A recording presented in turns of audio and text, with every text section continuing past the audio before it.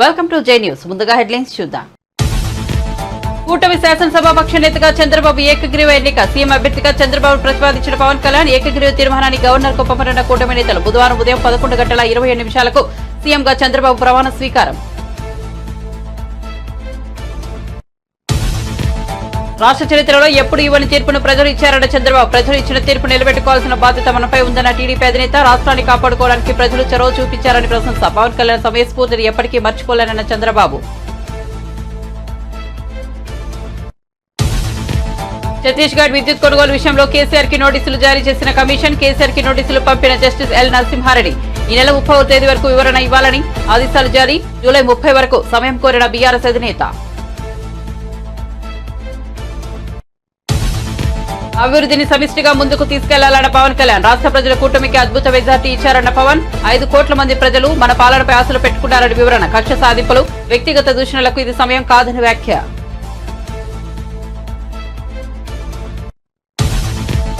అధికారంలోకి వస్తామని తెలుసు, కానీ ఇంత ఘన విజయం సాధిస్తామని అనుకోలేదన్న పురంధేశ్వరి. 5 ఏళ్లలో రాష్ట్ర ప్రజలు నిజమైన సంక్షేమానికి దూరమయ్యారన్నారు పురంధేశ్వరి.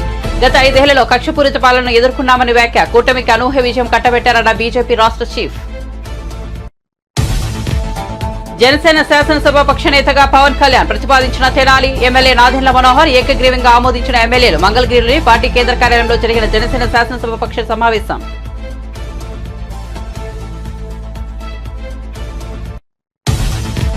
మంత్రి పొన్నం ప్రభాకర్ పై పాడి కౌశిక్ రెడ్డి తీవ్ర ఆరోపణలు. ఎన్టీపీసీ నుంచి పయూష్ రవాణా విషయంలో నిబంధనలు ఉల్లంఘిస్తున్నారన్న ఎమ్మెల్యే. ఈ వ్యవహారంలో మంత్రికి రోజుకి 50 లక్షలు ముడుతున్నాయని ఆరోపణ. తాను ర్యాలీలను పట్టుకుంటే 2 మాత్రమే సీజ్ చేసి మిగతా వాటిని వదిలేశారని వెల్లడి. ఏపీలో ఏఈపీ సెట్ విడుదల. గత నెల 16 నుంచి 23 వరకు ఈఏపీ సెట్ పరీక్షల నిర్వహణ. ఇంజనీరింగ్ విభాగంలో 1,95,092 మంది విద్యార్థుల అర్హత. అగ్రికల్చర్ విభాగంలో 70,352 మంది విద్యార్థుల ఉత్తీర్ణత. ఇక వార్త వివరాల్లోకి వెళ్తే, ఎన్డీఏ శాసనసభాపక్ష నేతగా ఎన్నుకునేందుకు టీడీపీ అధినేత చంద్రబాబు కూటమి పక్షాలకు ధన్యవాదాలు తెలిపారు. ఈ సందర్భంగా ఆయన మాట్లాడుతూ ఏపీ చరిత్రలో ఎప్పుడు ఇవ్వని తీర్పును ప్రజలు ఇచ్చారన్నారు. ఈ తీర్పును నిలబెట్టుకోవాల్సిన బాధ్యత తనపై ఉందని చెప్పారు. ఏపీని కాపాడుకోవడానికి ప్రజలు చొరవ చూపారని అన్నారు. 100% 3 పార్టీల నేతలు, కార్యకర్తలు సమిష్టిగా పనిచేశారన్నారు. ప్రజల మనోభావాల మేరకు కార్యకర్తలు పనిచేశారని కితాబిచ్చారు. 3 పార్టీల నేతలు, కార్యకర్తలకు మనస్ఫూర్తిగా ధన్యవాదాలు తెలిపారు. ప్రజల తీర్పుతో ఏపీ ప్రతిష్ట, గౌరవం పెరిగాయన్నారు. ఇక పవన్ కళ్యాణ్ సమయస్ఫూర్తిని ఎప్పటికీ మర్చిపోలేనన్నారు. తాను జైల్లో ఉన్నప్పుడు వచ్చి పరామర్శించడంతో పాటు టీడీపీ జనసేన పొత్తును ఖరారు చేశారు. రాష్ట్ర ప్రయోజనాల దృష్ట్యా టీడీపీ, జనసేన, బీజేపీ పొత్తు పెట్టుకున్నాయని తెలిపారు. అలాగే ఎన్నికల్లో ఎలాంటి పొరపచ్చాలు లేకుండా కలిసి పనిచేశామన్నారు. అందరిపైన ఉంటుంది. అయితే రాష్ట్రంలో ఉండే 5 కోట్ల ప్రజలందరికీ శిరస్సు వంచి పాదాభివందనం చేస్తున్న ఈ రాష్ట్రాన్ని కాపాడుకోవడానికి మీరు చూపించిన చొరవ కోసం అందరం కూడా ఒకటి క్యాంపెయిన్ చేశాం. రాష్ట్రం నిలబడాలి. ప్రజలు గెలిచారు. రాష్ట్రాన్ని నిలబెట్టే బాధ్యత ఇక్కడుండే శాసనసభ్యులపైన, మనందరిపైన ఉంది. ఈ విషయం మనం గుర్తుపెట్టుకోవాల్సిన అవసరం ఉంది. ఒక అరాచక పాలన, ఒక విధ్వంసకర పాలన. మామూలుగా ఇది చూస్తే ఈ కూటమి ఏర్పాటు చేసినప్పుడు కూడా నేను ఎప్పుడూ మర్చిపోలేను. ఇప్పుడే పురంధేశ్వరి గారు చెప్పారు, పవన్ కళ్యాణ్ గారు చెప్పారు. 3 పార్టీలు కూడా ఒక అత్యున్నతమైన ఆశయాల కోసం పార్టీలు పెట్టినప్పటికీ ఈరోజు కలయిక కూడా మీరు చూస్తే, ఈ కలయికని చాలా ఎన్నికలు చూశాను కానీ నా చరిత్రలో ఎన్నికలు అయిన తర్వాత కంప్లైంట్స్ ఉండేటివి. ఇక్కడ పలానోళ్ళు సరిగా పనిచేయలేదు, ఇక్కడ ఈ నాయకులు కోఆపరేట్ చేయలేదని. నేను చూసిన మొట్టమొదటి ఎన్నిక, ఈసారి ఎన్నికల్లో మాత్రం 100% 3 పార్టీల నాయకులు, కార్యకర్తలు సమిష్టిగా పనిచేశారు. దానికి కారణం మనం ఒకసారి అన్వేషిస్తే, ప్రజలు మనోభావాలకు అనుగుణంగా మన కార్యకర్తలు కూడా ప్రవర్తించే పరిస్థితికి వచ్చారు. రాష్ట్రంలో ఉండే ప్రతి ఒక్క కార్యకర్తని మూడు పార్టీల తరపున ఉండే ప్రతి ఒక్క కార్యకర్తని, నాయకుడిని మనస్ఫూర్తిగా అభినందిస్తున్నా, ధన్యవాదాలు తెలియజేస్తున్నా, కృతజ్ఞతలు తెలియజేస్తున్నా. మేము చాలా వేవ్స్ చూసాం. 94లో వన్ సైడ్ ఎన్నికలు జరిగాయి. అప్పుడు కూడా ఇన్ని సీట్లు రాలా, ఇన్ని ఓట్లు రాలా. ఈరోజు మనం చూస్తే 175 సీట్లకు గాను 164 సీట్లు గెలిచాం. అంటే 11 సీట్లే ఓడిపోయాం. అంటే స్ట్రైకింగ్ రేట్ 93%. అంటే మామూలుగా 93% రావడం అనేది దేశ చరిత్రలోనే అరుదైన అనుభవం ఇది. అలాంటి అనుభవం ఇక్కడ చూపించారు. ఓటింగ్ కూడా 57% ఓట్లు వేశారు మనకు. విజయవాడ ఏ కన్వెన్షన్ లో టీడీపీ, జనసేన, బీజేపీ కూటమి శాసనసభాపక్ష సమావేశం ప్రారంభమైంది. కూటమి తరపున గెలిచిన ఎమ్మెల్యేలు ఈ సమావేశానికి హాజరయ్యారు. చంద్రబాబును శాసనసభాపక్ష నేతగా ఎన్నుకున్నారు. చంద్రబాబును ముఖ్యమంత్రి అభ్యర్థిగా పవన్ ప్రతిపాదించారు. ఈ ఏకగ్రీవ తీర్మానాన్ని కూటమి నేతలు గవర్నర్ కు పంపనున్నారు. ప్రభుత్వ ఏర్పాటుకు కూటమికి గవర్నర్ ఆహ్వానం పలకనున్నారు. కాగా బుధవారం ఉదయం 11:27 సీఎంగా చంద్రబాబు ప్రమాణ స్వీకారం చేస్తారు. ఇక తనను ఎన్డీఏ శాసనసభాపక్ష నేతగా ఎన్నుకునేందుకు టీడీపీ అధినేత ధన్యవాదాలు తెలిపారు. మళ్ళీ వచ్చి రాజకీయం చేసిన వ్యక్తి. ఈ రోజున సైబరాబాద్ ఉంది అంటే చంద్రబాబు నాయుడు గారి పలుగు. ఆంధ్రప్రదేశ్కి కూటమి తరపు నుంచి ముఖ్యమంత్రి అభ్యర్థిగా శ్రీ నారా చంద్రబాబు నాయుడు గారి పేరుని జనసేన పార్టీ పక్షాన నుంచి మేము బలపరుస్తున్నాం.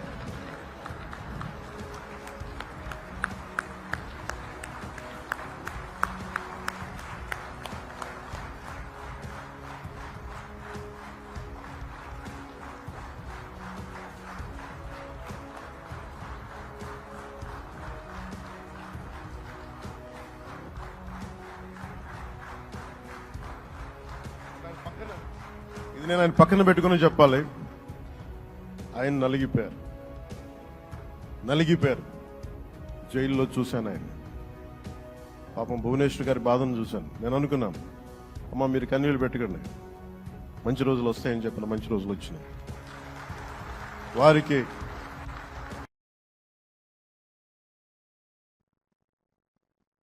యాదాద్రి, భద్రాద్రి థర్మల్ విద్యుత్ కేంద్రాల నిర్మాణంతో పాటు ఛత్తీస్గఢ్ విద్యుత్ కొనుగోలు ఒప్పందాలపై నిర్ణయాల్లో భాగస్వాములైన ప్రస్తుత మాజీ అధికారులను జస్టిస్ ఎల్ నరసింహారెడ్డి కమిషన్ గత కొద్ది రోజులుగా విచారిస్తోంది. దీనిలో భాగంగా ఛత్తీస్గఢ్ విద్యుత్ కొనుగోలు ఒప్పందంలో తాజాగా మాజీ సీఎం కేసీఆర్ కి నోటీసులు జారీ అయ్యాయి. కేసీఆర్ కి జస్టిస్ ఎల్ నరసింహారెడ్డి నోటీసులు పంపారు. విద్యుత్ కొనుగోలు ఒప్పందంలో కేసీఆర్ పాత్రపై కమిషన్ వివరణ కోరితే ఈ నెల 30వ తేదీలోపు వివరణ ఇవ్వాలని ఆదేశాలు జారీ చేసింది. కాగా కేసీఆర్ జూలై 30 వరకు సమయం కోరడం జరిగింది. ఇక ఇప్పటికే అసెంబ్లీ, లోక్సభ ఎన్నికల్లో పరాజయంతో సతమతమవుతున్న బీఆర్ఎస్ అధినేతకు ఇప్పుడు ఈ నోటీసులు జారీ కావడంతో గట్టి షాక్ అని చెప్పాలి.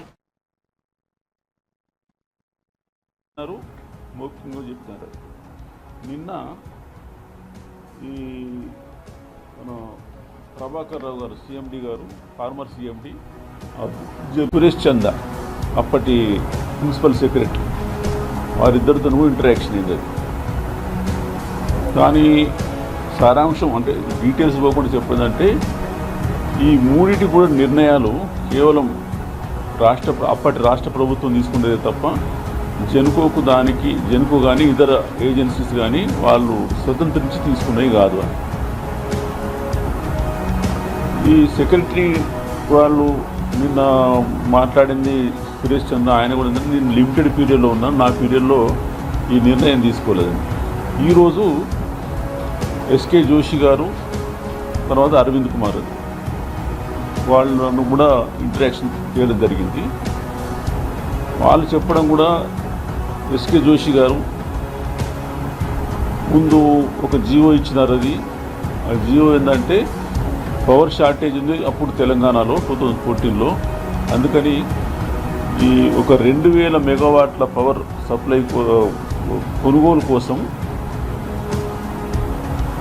దక్షిణాది రాష్ట్రాల ఏజెన్సీలతోని నెగోషియేట్ చేయొచ్చని. ఆ 2 నెలల తర్వాత అది మార్చి దేశంలో ఎవరి దగ్గర నుంచి అయినా కానీ కొనుగోలు చేయొచ్చని కొంచెం మార్చడం జరిగింది. ఇవన్నిట్లో ఉండగానే ఛత్తీస్గఢ్తో MOU జరిగింది. ఆ MOU తర్వాత power purchase agreement. Power purchase అగ్రిమెంట్లో ఈ గవర్నమెంట్ అధికారులు కాకుండా ఈ CPDCL పవర్ డిస్ట్రిబ్యూషన్ కంపెనీ వాళ్ళతో చేసినారు. అది అయితే అరవింద్ కుమార్ గారు ఒక లెటర్ నవంబర్ ఎండింగ్ ఆఫ్ 2016లో ఒక డీటెయిల్ లెటర్ రాసినారు. ఎవరికి? మన రెగ్యులేటరీ కమిషన్. ఇప్పుడు మనం పవర్ పర్చేజ్ అగ్రిమెంట్ ఛత్తీస్గఢ్తో చేసిన తర్వాత చాలా ఆర్థిక భారం బయటట్టుంది. అది అదే మనం ఓపెన్ మార్కెట్లో బిడ్డింగ్ ప్రాసెస్లో పోతే మనకు చాలా డబ్బు ఆదా చేసుకునే అవకాశం ఉన్నదని ఆ లెటర్ రాసినారు. అది దాని తర్వాత ఏం జరిగింది అని అంటే ఆ తర్వాత నేను సెక్రటరీ జనసేన శాసనసభ పక్ష నేతగా ఆ పార్టీ అధినేత పిఠాపురం ఎమ్మెల్యే పవన్ కళ్యాణ్ ఏకగ్రీవంగా ఎన్నికయ్యారు. ఈ మేరకు జనసేన మంగళవారం ఎక్స్ ఖాతాలో పోస్ట్ చేసింది. మంగళగిరిలోని జనసేన కేంద్ర కార్యాలయంలో తమ పార్టీ శాసనసభాపక్ష సమావేశం జరిగినట్లు తెలిపింది. ఈ భేటీకి పార్టీ ఎమ్మెల్యేలంతా హాజరయ్యారు. ఈ భేటీలో పార్టీ శాసనసభాపక్ష నేతగా పవన్ కళ్యాణ్ పేరును తెనాలి ఎమ్మెల్యే నాదెండ్ల మనోహర్ ప్రతిపాదించారు. ఈ ప్రతిపాదనకు ఎమ్మెల్యేలంతా ఏకగ్రీవంగా ఆమోదం తెలిపారు. మరోవైపు బీజేపీ రాష్ట్ర కార్యాలయంలో ఆ పార్టీ ఎమ్మెల్యేలంతా సమావేశమయ్యారు. పార్టీ శాసనసభాపక్ష నేత ఎంపికపై బీజేపీ రాష్ట్ర అధ్యక్షులు పురంధేశ్వరి వారితో చర్చించారు. అధిష్టానం ప్రకటనకు ఎమ్మెల్యేలంతా కట్టుబడి ఉండాలని ఈ సమావేశంలో నిర్ణయించారు. రాష్ట్ర ప్రజలంతా టీడీపీ, జనసేన, బీజేపీ కూటమిపై విశ్వాసంతో మంచి విజయం అందించారని పురంధేశ్వరి అన్నారు. ముఖ్యమంత్రిగా చంద్రబాబు నాయుడు ప్రమాణ స్వీకార కార్యక్రమానికి ప్రధాని మోదీ, కేంద్ర హోంమంత్రి అమిత్ షా వస్తున్నట్లు చెప్పారు. రాష్ట్ర బీజేపీ తరఫున ఈ కార్యక్రమంలో పాల్గొంటామని పేర్కొన్నారు. జనసేన శాసనసభ్యులుగా మీరందరూ కూడా ప్రజల పక్షాన్ని నిలబడి పార్టీ ప్రతినిధులుగా ఎన్నికైనందుకు మిమ్మల్ని కూడా మొట్టమొదటి శాసనసభ పక్ష సమావేశానికి మనందరం కూడా ఇంత గర్వంగా మంగళగిరిలో మన పార్టీ కార్యాలయంలో ప్రెసిడెంట్ గారి ఆధ్వర్యంలో ఈ విధంగా చేసుకోవడం నిజంగానే పూర్వజనంలో మనం చేసుకున్న ఒక గొప్ప అదృష్టంగా మనం భావించి ప్రజలకి మరింత అంకిత భావంతో, నిండు మనసుతోటి, బాధ్యతతోటి మనందరం కూడా చేయాల్సిన అనేక కార్యక్రమాల గురించి, వీటన్నిటికన్నా పార్టీతోటి చేసే ప్రయాణంలో చిత్తశుద్ధి, నిబద్ధత మన పార్టీ అధ్యక్షులు గారికి అన్ని విధాలుగా ఎల్లప్పుడూ అండగా నిలబడే విధంగా మనందరం కూడా ఆంధ్ర ప్రజలు చూసి గర్వపడే విధంగా మనం కష్టపడి పనిచేయాలని మనస్ఫూర్తిగా నేను కోరుకుంటూ ఈరోజు శాసనసభ పక్ష నేతగా మనందరం కూడా ఎంతో గర్వంగా మన పార్టీ అధ్యక్షులు శ్రీ పవన్ కళ్యాణ్ గారిని నాయకుడిగా ఎన్నుకోవడం కోసం ఈ సమావేశం ఏర్పాటు చేయడం జరిగింది. సో ఆ తీర్మానం ముందుగా నేను చదువుతాను. దాని తర్వాత మనందరం కూడా ప్రెసిడెంట్ గారిని అభినందించి అప్పుడు కొనసాగిద్దాం. తీర్మానం: ఆంధ్రప్రదేశ్ సభకు జనసేన తరఫున ఎన్నికైన మేము జూన్ 11, 2024 సమావేశమై శ్రీ కొనిదెల పవన్ కళ్యాణ్ గారిని గర్వంగా జనసేన పార్టీ శాసనసభ పక్ష నాయకునిగా ఏకగ్రీవంగా ఎన్నుకుంటున్నాం. మీరందరూ కూడా I think you should give a rousing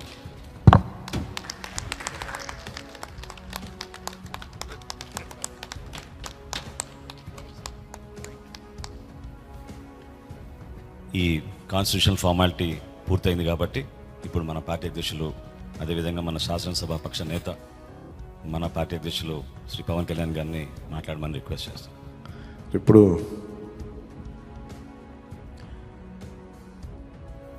party నేతగా మాట్లాడటం అలవాటు, ప్రెసిడెంట్గా మన శాసనసభ పక్ష నాయకుడిగా మాట్లాడాలంటే కొత్తగా ఉంది. ఇప్పుడు గొడవలు పెట్టుకోవడం, మాట్లాడటం, సమస్యలు తీసుకురావడం. బట్ మీ అందరికీ అపూర్వమైన మెజారిటీలతోటి ఘన విజయం సాధించిన మీ అందరికీ, ప్రతి ఒక్కరికి పేరు పేరున నా హృదయపూర్వక అభినందనలు, ధన్యవాదాలు. ఈ సందర్భంలో I want to share few things. చాలా ఒంటరి ప్రయాణం చేశాం. జాతీయ స్థాయి నాయకులు కూడా ఢిల్లీలో వాళ్ళు అడుగుతుంది ఏంటంటే, నువ్వు ఎలా పార్టీ నడిపావు? పార్టీ నడపడం మాకు తెలుసు కదా, అధికారం ఒక గుర్తింపు ఉన్న జాతీయ స్థాయి పార్టీలో ఉండి అసలు అధికారం లేకపోతే ఎంత కష్టమో మాకు తెలుసు. అలాంటిది మీరు not even recognised party, just registered party, మీరు ఎలా సస్టైన్ చేశారు ఇంతకాలం? వాళ్ళకి నేను ఒకటే చెప్పాను, మేమంటే ప్రేమించే జన సైనికులు, వీర మహిళలు, జనసేన మద్దతుదారులు, వారి వల్ల మేము బలంగా నిలబడగలిగాం. చంద్రబాబును ఎన్డీఏ తరఫున సీఎం అభ్యర్థిగా జనసేన అధినేత పవన్ కళ్యాణ్ ప్రతిపాదించారు. అనంతరం పవన్ చంద్రబాబును ఆత్మీయ ఆలింగనం చేసుకున్నారు. రాష్ట్రంలో కూటమి విజయం యావత్ దేశానికి స్ఫూర్తినిచ్చిందని పవన్ కళ్యాణ్ అన్నారు. ఇది కక్ష సాధింపులు, వ్యక్తిగత దూషణలకు సమయం కాదని చెప్పారు. ప్రజల నమ్మకాన్ని నిలబెట్టుకుని రాష్ట్రాన్ని అభివృద్ధి పథంలో సమిష్టిగా ముందుకు తీసుకెళ్లాల్సిన అవసరం ఉందన్నారు. గతి తప్పిన రాష్ట్రానికి చంద్రబాబు నాయకత్వం, అనుభవం చాలా అవసరమని స్పష్టం చేశారు. ప్రతి ఒక్కరి విజయాన్ని వారి వారి రాష్ట్రాల్లో ఎలా దీన్ని ముందుకు తీసుకెళ్ళాలి, ఒక్క ఓటు చీలకుండా అలయన్స్ అంటే ఎలా ఉండాలి అనేది మన ఆంధ్ర ప్రాంత ప్రజలు, మన ఆంధ్ర రాష్ట్ర ప్రజలు మనందరం కలిసి కట్టుగా చూపించాం. 2021 మార్చి 14న ఇప్పటం సభలో నేను ఒకటే తెలియజేసుకున్నాను, ఆ ప్రభుత్వ వ్యతిరేక ఓటుని చీలనివ్వను. ఆ మాట మీద ఉన్నాం, ఆ మాట మీద నిలబడ్డాం, ఒడిదుడుకులు ఎదుర్కొన్నాం, తగ్గాం, కానీ నిలబడ్డాం, ప్రజల నమ్మకాన్ని పెంచాం. అద్భుతమైన మెజారిటీతో ఈ రోజున మనం ప్రభుత్వాన్ని స్థాపిస్తున్నాం. చాలా మాటలు ఇచ్చాం.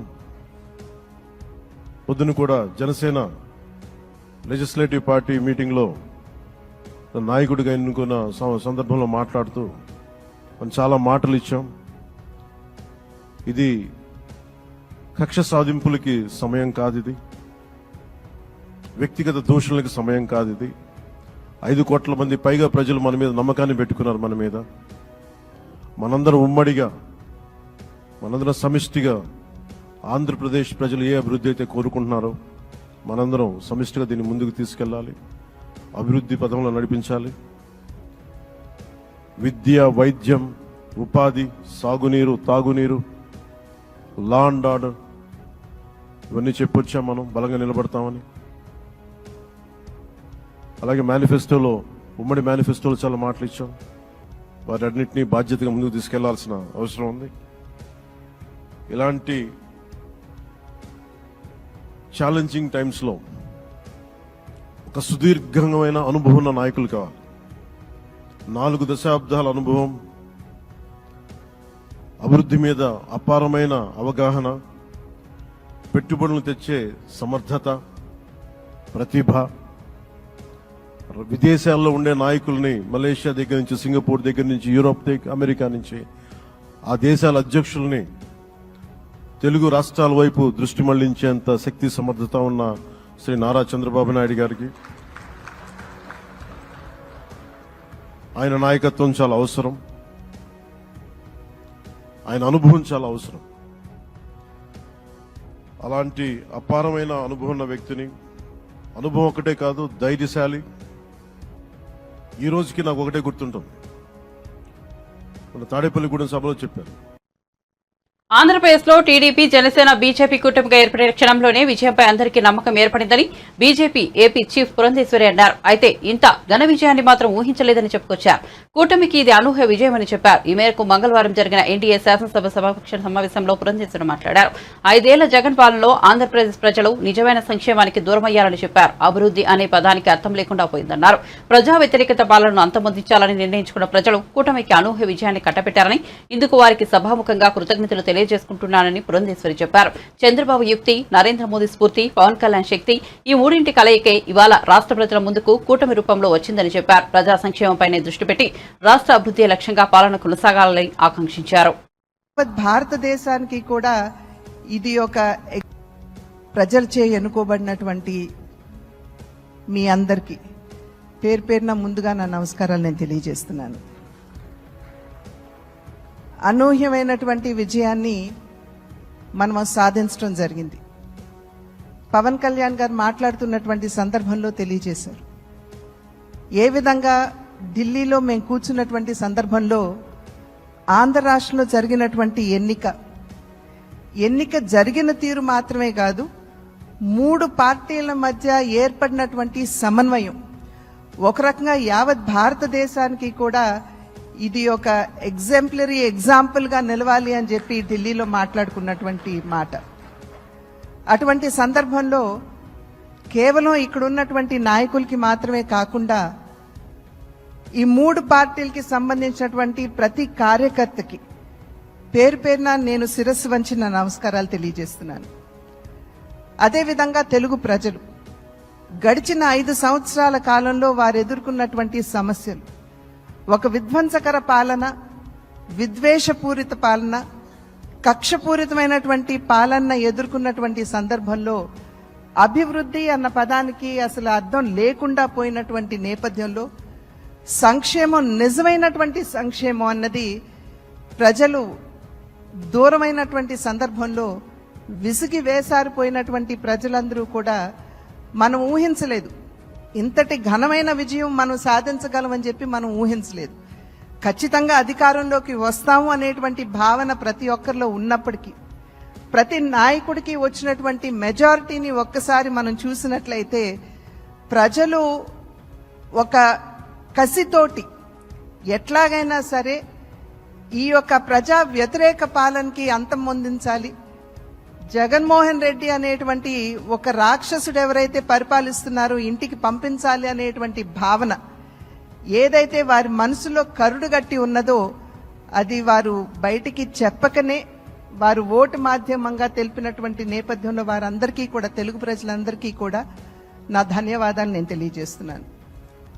ఒక పక్క అనూహ్యమైనటువంటి విజయం అని చెప్పి మనం అందరం చాలా సంతోషపడినప్పటికీ, రెండవ పక్కన మనం ఈ విజయం నుండి నేర్చుకోవాల్సినటువంటి పాఠాలు కూడా ఉన్నాయి అని చెప్పి గ్రహించవలసినటువంటి అవసరం ఉన్నది అని చెప్పి గట్టిగా విశ్వసిస్తున్నాను నేను.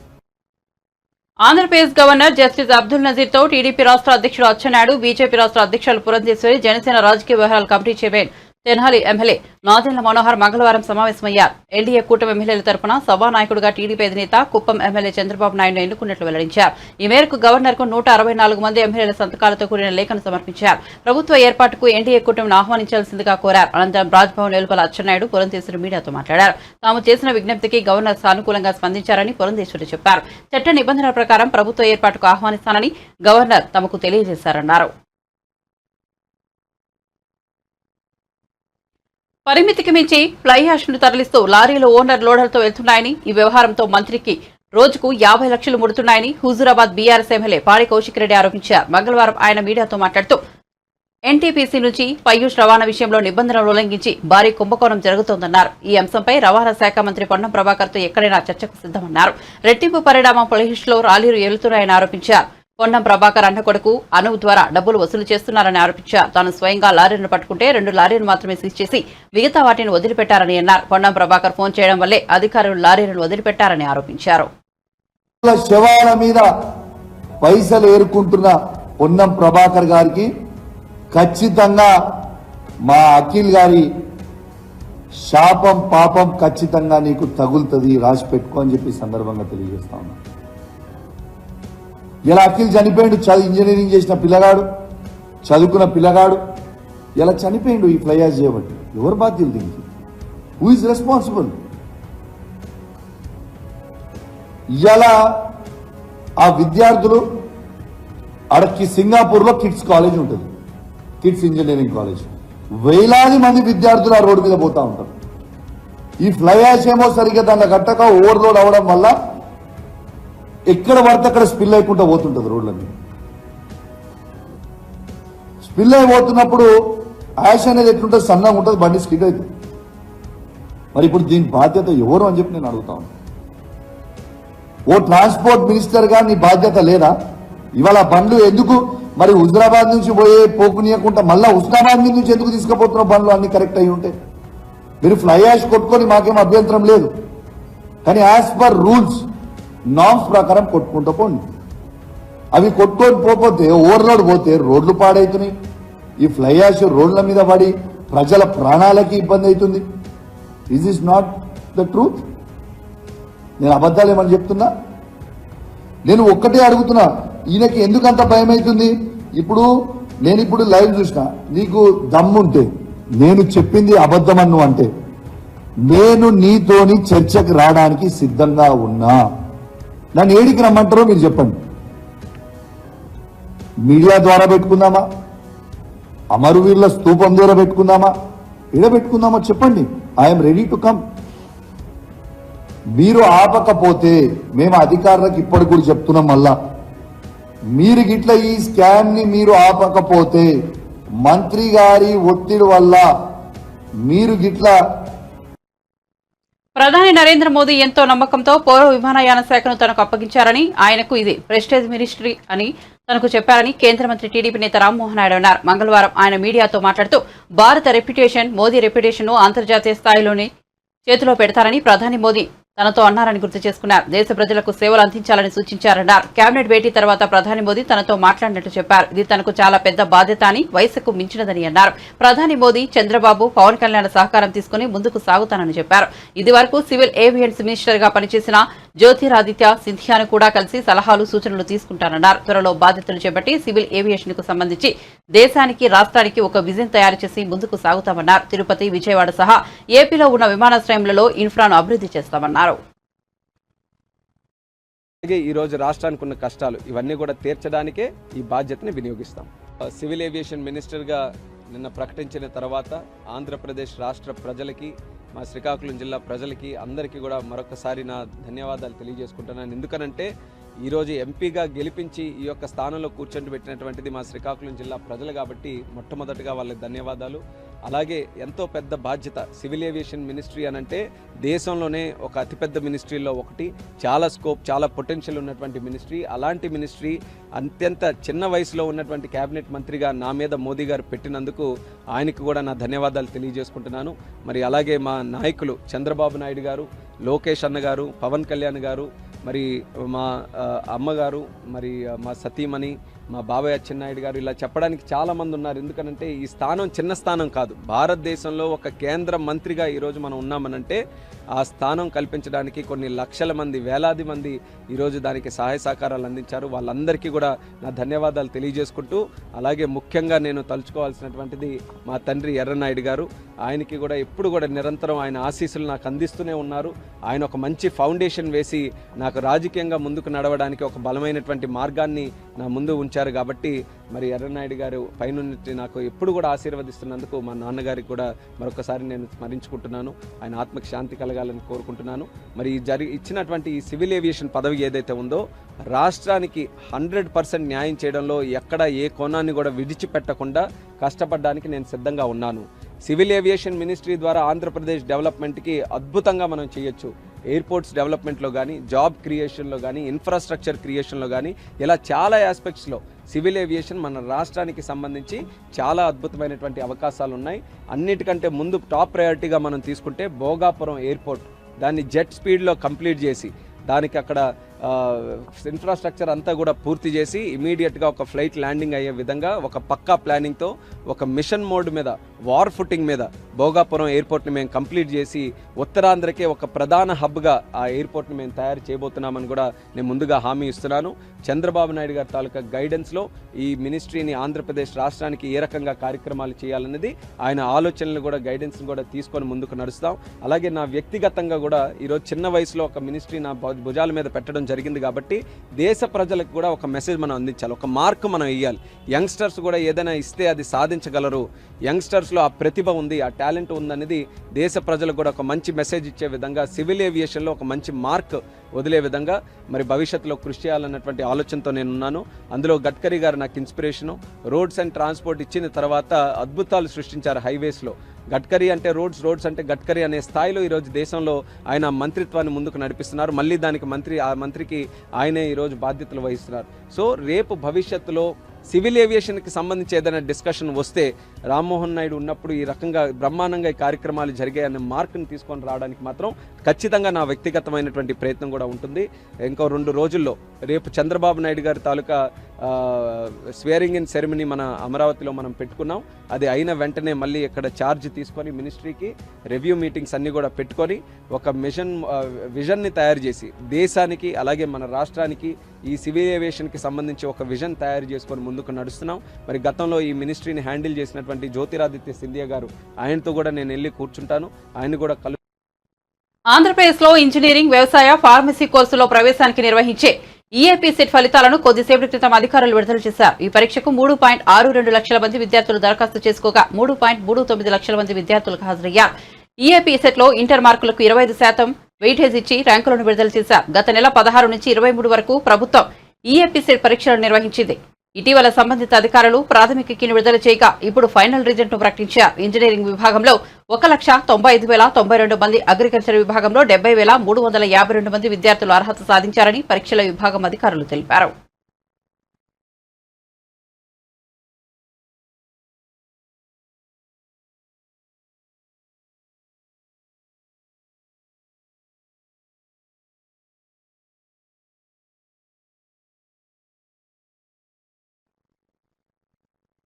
బులెటిన్ ముగించే ముందు హెడ్లైన్స్ మరోసారి చూద్దాం. కూటమి శాసనసభాపక్ష నేతగా చంద్రబాబు ఏకగ్రీవ ఎన్నిక. సీఎం అభ్యర్థిగా చంద్రబాబు ప్రతిపాదించిన పవన్ కళ్యాణ్ ఏకగ్రీవ తీర్మానాన్ని గవర్నర్ కు పంపిన కూటమి నేతలు. బుధవారం ఉదయం 11:27 సీఎంగా చంద్రబాబు ప్రమాణ స్వీకారం.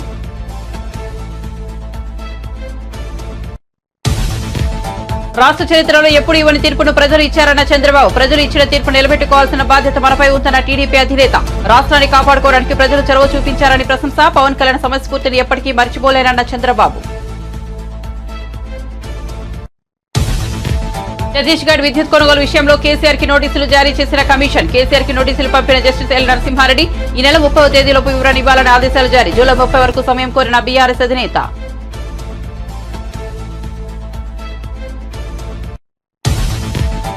అభివృద్ధిని సమిష్టిగా ముందుకు తీసుకెళ్లాలన్న పవన్ కళ్యాణ్. రాష్ట్ర ప్రజలు కూటమికి అద్భుత మెజారిటీ ఇచ్చారన్న పవన్. 5 కోట్ల మంది ప్రజలు మన పాలనపై ఆశలు పెట్టుకున్నారని వివరణ. కక్ష సాధింపులు, వ్యక్తిగత దూషణలకు ఇది సమయం కాదని వ్యాఖ్య.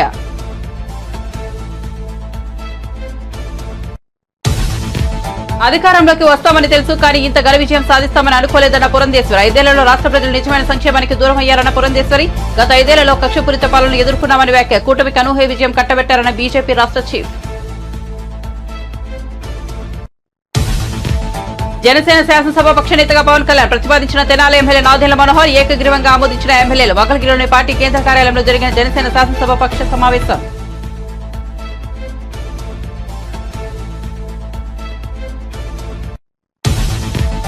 మంత్రి పొన్నం ప్రభాకర్ రెడ్డిపై పాడి కౌశిక్ రెడ్డి తీవ్ర ఆరోపణలు. ఎన్టీపీసీ నుంచి పయూష్ రవాణా విషయంలో నిబంధనలు ఉల్లంఘిస్తున్నారన్న ఎమ్మెల్యే. ఈ వ్యవహారంలో మంత్రికి రోజుకి 50 లక్షలు పుడుతున్నాయనే ఆరోపణ. తాను లారీలను పట్టుకుంటే 2 మాత్రమే సీజ్ చేసి మిగతా వాటిని వదిలేస్తారని వెల్లడి.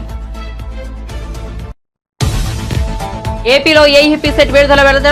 గత నెల 16 నుంచి 23 వరకు ఈఏపీ సెట్ పరీక్షల నిర్వహణ. ఇంజనీరింగ్ విభాగంలో 1,95,092 మంది విద్యార్థుల అర్హత. అగ్రికల్చర్ విభాగంలో 70,352 మంది విద్యార్థుల ఉత్తీర్ణత.